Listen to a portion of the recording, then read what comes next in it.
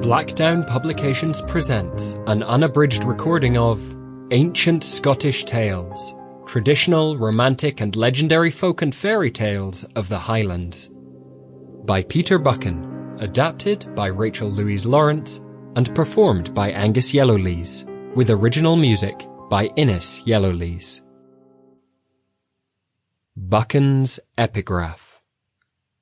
I take it to be a great advantage that one can amuse oneself with an old, idle story in these stormy times. Lord Buchan.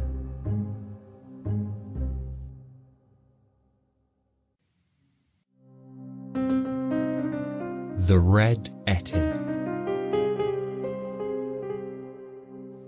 There once lived near the borough of Auchtermuchty in Fife two poor widows who were unable to pay the rent of the small plot of ground allotted to them by the farmer whose subtenants they were.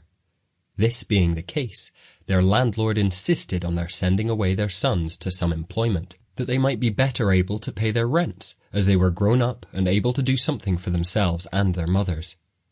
These old women, though loath to part with their sons, having no alternative left to them, agreed that they must part. Having communicated their situation to each of the sons separately, these young men determined to seek their fortune in some distant country. The first one, therefore, at the request of his mother, went to the well and fetched a jar of water, which was to be used to bake a loaf of bread for his journey. And however large or small the quantity of water he brought back with him, the size of the loaf was to be in proportion. Having been furnished with a broken pitcher, however, the water had nearly all streamed out through the cracks before the lad got home, so that his loaf, in consequence, was very small. His mother then asked him, "Will ye accept half of this bread with my blessing, or the whole of it with my curse?" As he did not know how far he might need to travel, and as he did not know when or how he might get other provisions, he said, "I would prefer the whole loaf, come what may of your curse." The consequence, then, was that, by slighting her blessing for the sake of a piece of bread, she prayed that her curse might attend him wherever he went, and blast him from top to toe. Under these unfavourable circumstances, he commenced his travels. Being on friendly terms with his fellow young man, he gave him a knife, which was to be kept safe until his return, as it had the virtue of appearing bright and shiny when the owner was well, but if anything happened to him on his travels, it would immediately turn dim and rust.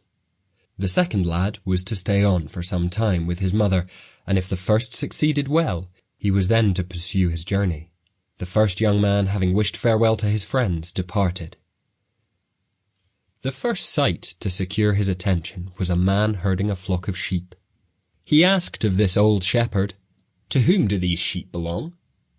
The old man answered, "The Red Ettin of Ireland once lived in Bellygad, and stole King Malcolm's daughter, the King of fair Scotland. He beats her, he binds her, he lays her in a band, and every day he strikes her with a bright silver wand. Like Julian the Roman, he's one that fears no man. It's said there's one predestinate to be his mortal foe, but that man is yet unborn, and long may it be so." The young man had not travelled far before he espied another old man, whose locks were worn grey, herding a drove of swine, who, when he asked to whom they belonged, received the same answer as from the shepherd. At length he came to a third man herding goats, and, upon asking him the same question to whom they belonged, the goat-herder's answer was the same.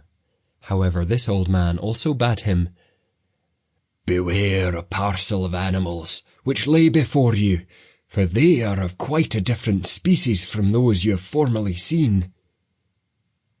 On coming up to these animals, the young lad discovered they were indeed frightful, having 2 heads, and on every head 4 horns, and otherwise were most hideous in their appearance. He fled from them with all speed, and reached a castle in which he took shelter. After having knocked and entered, he was saluted by an old woman who sat in a corner. Sample complete. Ready to continue?